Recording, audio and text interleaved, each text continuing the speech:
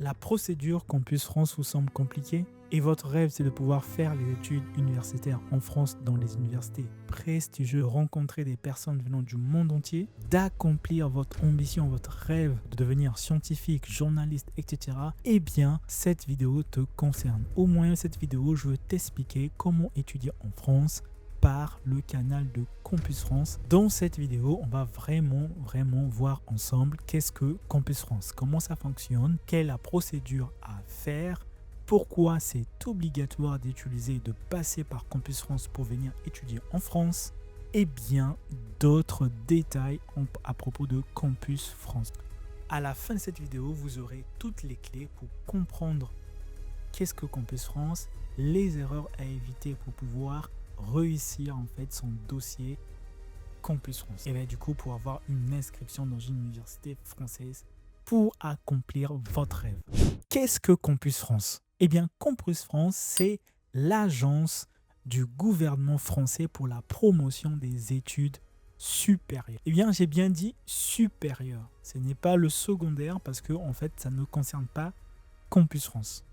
C'est uniquement les études supérieures, donc post-bac. Il faut savoir que Campus France est présente dans 130 pays et a pour rôle d'informer, d'accompagner, de gérer la plateforme études en France et d'organiser les entretiens pédagogiques. Bien évidemment, il y a d'autres fonctions qu'ils font. Bon, là, je te cite en fait l'essentiel que tu dois connaître et comprendre à propos de Campus France. Attention, Campus France est différent des agences privées.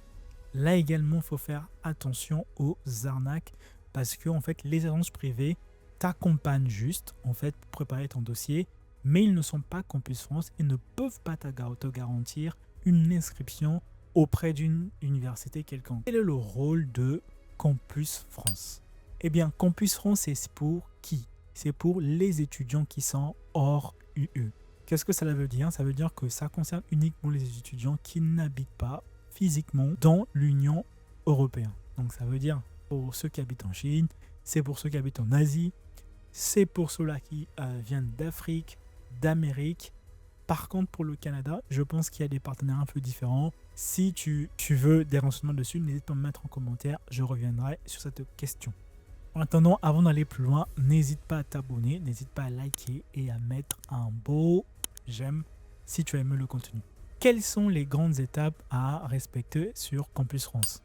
Il faut compter environ 8 étapes, je dis bien 8 étapes pour pouvoir obtenir ou venir en France au moyen des études au travers Campus France.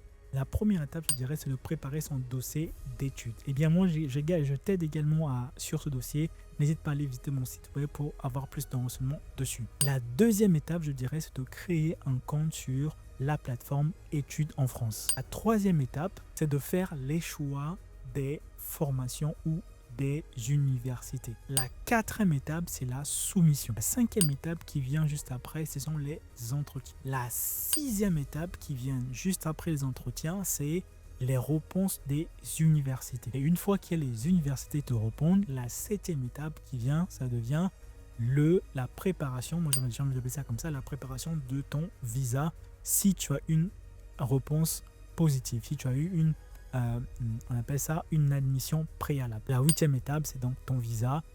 Si on veut compter la neuvième, c'est pouvoir venir en France pour commencer tes études. Donc voilà, grosso modo, les différentes étapes. Tout, si vous voulez être accompagné, vous vous sentez seul pour dire mais il y a trop de choses, eh bien, n'hésitez pas à aller sur mon site web. Je le mets également en description. Je mets le lien en description pour pouvoir suivre l'accompagnement que je vous propose. En tout cas, il y a un audit de votre dossier qui est complètement offerte.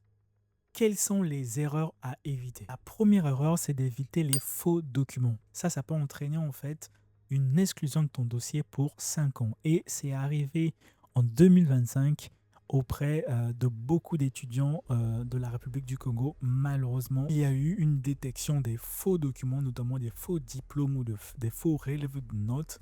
Et ça a été complètement désastreuse pour beaucoup d'étudiants. Donc à éviter, interdiction formelle de mettre des faux documents. La deuxième erreur à éviter, ce sont ton compte. Ton compte, c'est un compte sécurisé. Donc ne donne pas ton mot de passe ni ton email à n'importe qui. De toute façon, actuellement, il y a ce qu'on appelle la double authentification. Normalement, il te demande toujours de valider ou de mettre un code qui est reçu dans ton email. Donc, en tout cas, ne donne pas ni ton email, ni ton compte à des personnes que tu ne fais pas confiance. La troisième erreur à éviter, c'est de soumettre un dossier qui est incomplet. La quatrième erreur à éviter, de ne pas vérifier les dates, attention, très important, les dates locales. Parce que d'un campus France, d'un pays à un autre, les dates peuvent varier. De manière générale, ils ont les mêmes dates, mais les dates vraiment sont à respecter en fonction du pays. Donc dire, en Chine, c'est complètement différent déjà. Je peux te dire par exemple, c'est qu'en Côte d'Ivoire, les dates sont légèrement différentes de les dates en RDC. Donc c'est vraiment à toi de pouvoir regarder et même d'aller dans l'Institut français où tu te trouves. Si ça se trouve dans ta ville où tu es, tu peux aller pour voir les dates. N'hésite pas également à me suivre sur les réseaux parce que je mets également cela sur Instagram ou sur Facebook. Et n'hésite pas également justement à rejoindre la communauté Telegram et WhatsApp de telle sorte de pouvoir avoir en fait toutes ces données-là dès que cela sera prêt. Que faire si tu veux faire Campus France? La dernière étape, c'est bien se préparer. C'est avoir un projet qui est clair. C'est de préparer tous les originaux et de faire des copies, au moins 2 copies par document. C'est de vérifier tous les prérequis à la formation et de regarder des tutos pour ouvrir son compte ou pour bien préparer ce dossier. Eh bien, moi, sur ce point, je t'accompagne tout le long de ton dossier Campus France. N'hésite pas à aller sur mon site web que j'ai mis en description. N'hésite pas également à suivre les autres vidéos de la chaîne parce que j'en fais plusieurs sur Campus France, sur comment préparer ton dossier. Et d'ailleurs, dans cette série, je vais faire plusieurs vidéos pour t'accompagner sur les 8 étapes que nous avons décrites tout au long de cette vidéo pour t'accompagner durant cette année afin que tu puisses réussir ton inscription si tu le veux en France. Voilà, on arrive à la fin de notre vidéo. J'espère que tu as aimé. N'hésite pas à t'abonner, n'hésite pas à liker, n'hésite pas à partager si tu as trouvé le contenu intéressant. N'hésite pas à commenter également, à mettre en commentaire s'il y a un point que je loupé ou si tu as besoin d'une aide. N'hésite pas à aller sur mon site web pour pouvoir en fait télécharger également les ressources. Il y a des ressources gratuites que je mets, mais si tu veux être accompagné, n'hésite pas à t'inscrire dès maintenant. Campus France est une porte pour tes études en France. En tout cas, ne la gâche pas et saisis l'opportunité dès maintenant. Il faut que tu saisisses l'opportunité. Et saisir l'opportunité, ça commence, même si tu es encore en seconde actuellement, ça commence à préparer ton dossier, à préparer ton dossier de manière générale. Ça veut dire également avoir des bonnes notes pour avoir la possibilité de pouvoir aller dans les meilleures universités. Donc, ne reste pas bras ballants.